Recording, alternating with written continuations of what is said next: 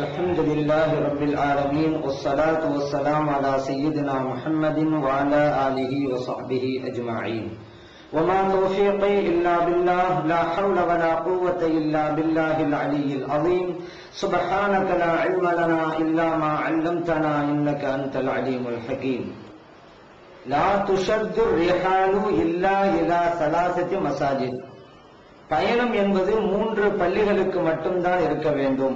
ஒன்று மஸ்ஜிதுல் ஹராம் மக்காவில் இருக்கக்கூடிய பள்ளி, இரண்டாவது பைத்துல் முகத்தஸ், மூன்றாவது மதீனா நகரத்தில் இருக்கக்கூடிய மஸ்ஜிதுல் நபவி என்று நபிகள் நாயகம் ஸல்லல்லாஹு அலைஹி வஸல்லம் அவர்கள் சொல்லியிருக்கிறார்கள். ஆகவே ஜியாரத் செய்வதற்காக தர்காக்களுக்கு பயணம் மேற்கொள்ள கூடாது என்று சிலர் கூறுகிறார்கள். இந்த விஷயத்தில் மார்க்க தீர்ப்பு என்ன?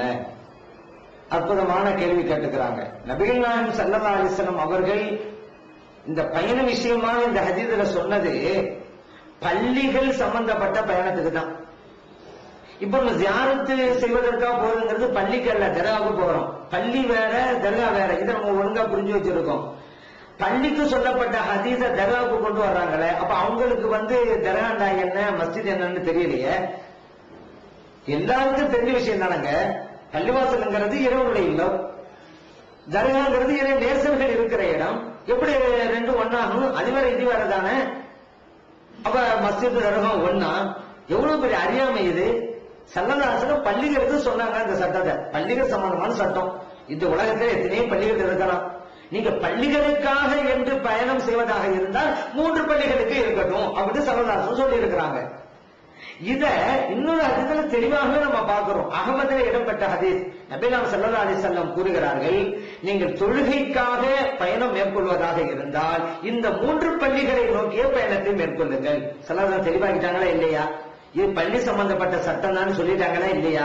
அப்படி இருக்கும் பொழுது தர்காவுக்கு ஜியாரத் செய்வதற்காக செல்றதுக்கு இதையே கொண்டு வந்து சம்பந்தம் இல்லாம புகுத்தணும். இந்த உலகத்துல எங்க வேணுமானும் பயணம் போனாங்க. அப்ப இந்த 3 பள்ளிகள் இருக்கிற இடத்துக்கு தான் பயணமே போகணும், வேற இடத்துக்கு போக கூடாது யாரா சொல்ல முடியுமா? இப்ப வியாபாரத்துக்காக போறோம், கல்வி கற்கிறதுக்காக போறோம், பெற்றோர் வெளியூர்ல இருந்து அவங்கள பாக்குறதுக்கு போறோம், சொந்தக்காரர்கள் இருந்து அவங்கள பாக்குறதுக்கு போறோம். இதெல்லாம் கூடாத மார்க்கத்துல. இதெல்லாம் மார்க்கம் அனுபவிச்ச ஒன்றுதானே. பயணம் என்பது எதற்காக வேண்டுமானாலும் இருக்கலாம். ஆனால் தொழ வேண்டும் என்பதற்காக நீங்கள் பயணம் மேற்கொள்வதாக இருந்தால் இந்த 3 பள்ளிகளுக்கு மட்டும் இருக்கட்டும் என்றார்கள். அதுக்கு காரணம் இருக்குது. ஏன்னா நபிகள் ஸல்லல்லாஹு அலைஹி வஸல்லம் அவர்களே சொல்லி இருக்கிறாங்க, மற்ற பள்ளிகளில் 1,00,000 தடவைகள் தொழுதால் கிடைக்கிற நன்மை காபா இருக்கிற மஸ்ஜிதுல் ஹராம்ல ஒரு தடவை தொழுதாலே கிடைக்கும். மற்ற பள்ளிகள்ல 50,000 தடவைகள் தொழுதால் கிடைக்கிற நன்மை மஸ்ஜித் நபவியில ஒரு தடவை தொழுதாலே கிடைக்கும். பைத்துல் மக்திஸ்ல ஒரு தடவை தொழுதா மற்ற பள்ளிகள்ல 10,000 தடவைகள் தொழுதால் கிடைக்கிற நன்மைகள் நமக்கு கிடைக்குது. அப்படி பார்க்கும் பொழுது இந்த 3 பள்ளிகள்ல தொழுதா நன்மைகள் நிறைய அல்லாஹ்வா நமக்கு கிடைக்கிறதுனால நீங்க பயணம் போறதா இருந்தா இந்த 3 பள்ளிக்கு போங்க. அது அர்த்தம் இருக்குது. ஏன் நிறைய நன்மை கிடைக்குது உங்களுக்கு, அதனால போங்க. வேற பள்ளிக்கு போகாதீங்க. நீங்க ஒரு ஊர்ல இருக்கிறீங்க, மெட்ராஸ்லயே ஒரு ஊர்ல இருக்கிறீங்க, ஒரு ஏரியாவில் இருக்கிறீங்க. நீங்க சார் மண்ணடிக்கு போய் தொழுதுட்டு வரலாம் அப்படி ஏன் போறீங்க? உங்க மஹல்லாவில இருக்கிற பள்ளியாசலுக்கு தொழுதான் கிடைக்கிற நன்மை தான் மண்ணடியில இருக்கிற பள்ளியாசல தொழுதான் கிடைக்க போகுது. ஏன் போகணும்? நேரம் வேஸ்ட், காலம் வேஸ்ட், பஸ்ஸுக்கு போற காசு வேஸ்ட். அதே போல நீங்க ஒரு மஹல்லால இருக்கிறவங்க அங்கேயே தொழுவுங்க. அதை விட்டு பெரிய வீட்டுல போய் தொழுவிட்டு வர்றேன் ஏன் அங்க போறீங்க?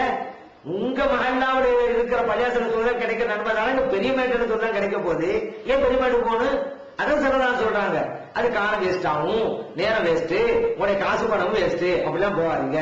இல்ல ஒரு பள்ளிக்கு போகணும், தொழுவணும் அப்படின்னு முடிக்கு வந்தீங்களா, இந்த 3 பள்ளிக்கு போங்க.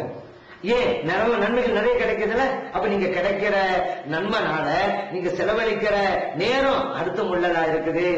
நீங்க செலவழிக்கிற காசு அதுவும் அர்த்தம் உள்ளதா இருக்குது. ஏன் காசு பணத்தை நேரத்தை செலவழிச்சு போனா நிறைய நன்மை கிடைக்குது, அதனால அர்த்தம் இருக்கிறது. ஸல்லல்லாஹு அலைஹி வஸல்லம் தொழுகைக்காக அப்படி சொன்னாங்க.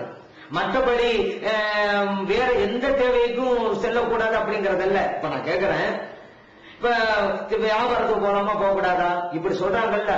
ஜாரத்துக்கு போக கூடாது, 3 பள்ளிக்கு தான் பயணம் போகணும்னு கேக்குறாங்கல்ல. அவங்ககிட்ட நீங்க கேளுங்க, வியாபாரத்துக்காக போகலாமான்னு கேளுங்க. அது போகலாம். சரி கல்வி கற்கிறதுக்காக போகலாமா? அது போகலாம். ஏன் டூரிஸ்ட் போலாமான்னு கேட்டு பாருங்க, அதெல்லாம் போலாம். நான் கேட்கிறேன் இதெல்லாம் போலாம்ல, ஜாரத்துக்கு போக கூடாது. ஜியாரத்து இருக்கிற தர்கா பள்ளிவாசலா? ஏதோ வியாபாரம் போலாம், கல்வி கற்க போகலாம், டூரிஸ்ட் கூட போலாம். ஒரு சல்லல்லாஹு சொல்லி தந்த சுன்னத்தை நிறைவேற்றுறதுக்கு, அந்த சுன்னத்தை ஹயாத்தாக்குவதற்காக தர்காவுக்கு போக கூடாத, ஜியாரத்து செய்யணுங்கிறதுக்காக வேண்டி. அதனால நம்ம தெளிவாக எதுவும் புரிஞ்சு கொள்ளணும். சல்லல்லாஹு சொன்னது பள்ளி சம்பந்தப்பட்டது. நாம் தர்காக்களுக்கு செல்வது ஜியாரத்து செய்வதற்கு. பள்ளி வேற, தர்கா வேற. ஸல்லல்லாஹு அலைஹி வஸல்லம் அவர்கள் சொன்ன அந்த நோக்கத்தை நம்ம புரிஞ்சாகணும். பொதுவாகவே இந்த ஜியாரத்து செய்யணும் முடிவு வந்துட்டு அங்க வந்தோம்னு வைங்களேன், பயணம் இல்லாம எப்படி நம்ம ஜியாரத்து செய்ய முடியும்? ஜியாரத்துனால என்னங்க, இன்னொரு இடத்துக்கு சென்று சந்திக்கிறேன் தான் ஜியாரத்துன்னு அர்த்தம். நம்ம இருக்கிற இடத்துல இருக்கக்கூடிய பாக்குறதுக்கு ஜியாரத்தா? நான் கேட்கிறேன். நம்ம வீட்டுல இருக்கிறோம், அங்கே ஒரு ஆள் இருக்கிறாரு, அவரை பார்த்துட்டு இருக்கிறோம், ஜியாரத்துன்னு சொல்லுவோமே. அவர் தான் நம்ம இருக்கிற இடத்துல இருக்கிறாரு. ஜியாரத் என்றாலே வேற இடத்துல இருக்கிறாரு, நீங்க பார்க்க போகணும். அப்ப இடம் பெயர்ந்தா தான் ஜியாரத்துங்கிறதே வரும். அது பக்கத்துல வேண்டாலும் இருக்கலாம், தொலைவில் வேண்டாலும் இருக்கலாம். ஆக இருக்கிற இடத்தை விட்டு புறப்படணும். அதுதான் ஜியாரத்துக்கு உண்டானவே அடையாளம். அதனால ஜியாரத் செய்ய வேண்டும் ஒரு முடிவுக்கு ஒரு ஆள் வந்துட்டா சஃபர் இல்லாம எப்படி ஜியாரத்து முடியும்? அந்த சஃபர் 1 கிலோமீட்டர் கணக்கில் இருக்கலாம், அல்லது தொலைவில் இருக்கலாம். எப்படியோ ஆக அவர் பயணம்ங்கிறது மேற்கொண்டே ஆகணும். இருக்கிற இடத்திலே செய்யறதுக்கு பேர் ஜியாரத் அல்ல. ஸல்லல்லாஹு ஜியாரத்து செய்ய சொல்லி இருக்கிறாங்க. இந்த 3 பள்ளிகள் இருக்கிற இடத்துக்கு தான் பயணம் போகணும்னு சொன்னா எவ்வளவு பெரிய அறியாமையில கொண்டு போய் விட்டு தெரியுமா? இப்ப மெட்ராஸ்ல இருக்கிறாரு ஒரு ஆளு, டெல்லிக்கு போலாமா? போக கூடாது. ஏன்? டெல்லியில 3 பள்ளியாசம் ஏதாவது இருக்குதா? கிடையாது. எப்படி போகலாம்? சரி, டெல்லியில இருக்கிறாரு, மெட்ராஸ் வரலாமா? வரக்கூடாது. ஏன்? மெட்ராஸ்ல எந்த பள்ளியும் கிடையாதுல்ல. ஒரு ஆள் இந்தியாவில இருந்து அமெரிக்கா போறாரு, போக கூடாது. ஏன்? அமெரிக்கால 3 பள்ளியாசம் கிடையாது. அப்படி ஒரு ஆள் சொன்னாங்க வச்சுக்கிறோங்க. ஜப்பான் போலாமா? ஏன்? அங்கேயும் இந்த 3 பள்ளியாசம் எதுவும் கிடையாது, போக கூடாது. அப்படின்னு பார்த்தா யாருமே எந்த ஊரை விட்டு போக முடியாது. அவன் ஊர்ல தான் இருந்துகிட்டே ஆகணும். போனா இந்த 3 இடத்துல போகணும். இது சாத்தியமா உலகத்துல? அதனால தெளிவா புரியுதுல, இது பொதுவா பயணத்துக்கு சொல்லப்பட்டதல்ல, பள்ளி சம்பந்தப்பட்ட பயணத்துக்கு சொல்லுவதுதான். இன்னும் சில பேர் இருக்கிறாங்க ஜியாரத்துக்கு செல்லக்கூடாது அப்படிங்கிற விஷயத்துல சராசரி வழிமார்கள் உடைய ஜியாரத்துக்கு மட்டும் கூட அவங்க நச்சுக்கருத்தை புகுத்தல. ஸல்லல்லாஹு அலைஹி வஸல்லம் அவர்களுடைய ஜியாரத்தை சொல்வதற்கு கூட விஷமத்தனமான கருத்தை புகுத்த நினைக்கிறாங்க. எப்படி? ஒரு ஆளு மதீனாவுக்கு போறதா இருந்தா கூட ஸல்லல்லாஹு அலைஹி வஸல்லம் அவர்களை ஜியாரத்து செய்ய போறோம் நினைச்சிட்டு போக கூடாதான். மஸ்ஜித் நபவியை பார்க்க போறோம் அப்படி நினைச்சுட்டு தான் போகணுமா?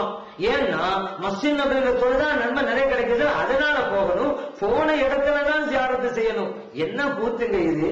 ஸல்லல்லாஹு அலைஹி வஸல்லம் அவர்களுக்கு போக கூடாது, மஸ்ஜித் நபவிக்கு தான் போகணும்னு சொன்னா இவங்க சொல்ற காரணம் அறிவுள்ளதா இருக்குதா?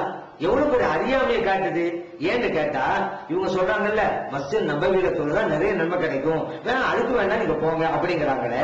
இவங்க சொல்ற இந்த தத்துவத்தின் பிரகாரம் மக்காவில் இருக்கக்கூடியவரும் மதீனாவுக்கு போகவே கூடாது. ஏன்? மக்காவில் இருக்கக்கூடிய பள்ளியில 1 லட்சம் மடங்கு நன்மை அதிகமா கிடைக்குது.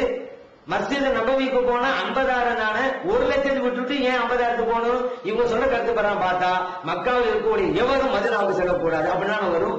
எவ்வளவு பெரிய தவறான கருத்துன்னு சொல்லிட்டு இருக்கிறாங்க. அதனால ஜியாரத்து செய்வதற்காக புறப்பட வேண்டும், அது மார்க்கம் சொல்கிறது. ஏன்? சாதாரணமா டூரிஸ்ட் போறதுக்கு பயணம் போகலான்னு மார்க்கம் சொல்லும் பொழுது ஒரு சுன்னத்தை நிறைவேற்றுவதற்காக பயணம் மேற்கொள்ளக்கூடாது. எப்ப ஜியாரத்து செய்யணும்னு ஸல்லல்லாஹு சொல்லிட்டாங்களோ அது ஒரு இபாத வணக்கம் ஆயிருது. ஒரு வணக்கம் செய்வதற்காக பயணத்தை மேற்கொள்ளக்கூடாதா? அதனால மார்க்கத்துடைய கருத்தை நம்ம தெளிவா புரிஞ்சு கொள்ளணும். அப்ப இந்த ஹதீஸ சம்பந்தம் இல்லாம இந்த விளக்கத்தை கொடுத்தது யார் அப்படின்னு கேட்டா இப்னு தைமியா தான். அவர்தான் இந்த தவறான கருத்து கொடுக்குது. இதை நம்ம சொல்லலங்க, எல்லாருமே சொல்றாங்க. இன்னும் சொல்ல போனா மதுஹபை ஏற்றுக்கொள்ள மாட்டோம்னு சொல்லிட்டு இருக்காங்கல்ல, அவங்க கூட இப்னு ஹஜர் அஸ்கலானி ரஹ்மத்துல்லாஹி அவங்க நாங்க மதிக்கிறோம் அப்படின்னு தான் சொல்லிட்டு இருக்காங்க. அந்த இப்னு ஹஜர் அஸ்கலானி ரஹ்மத்துல்லாஹி அலைஹி அவர்கள் புகாரினுடைய விரிவுரையான ஃபத்ஹுல் பாரிலே அற்புதமான கருத்தை வைக்கிறாங்க. என்ன தெரியுமில்ல, இந்த ஜியாரத்துக்காக பயணம் மேற்கொள்ள கூடாது அப்படிங்கிறது இப்னு தைமியாவுடைய மோசமான கொள்கை.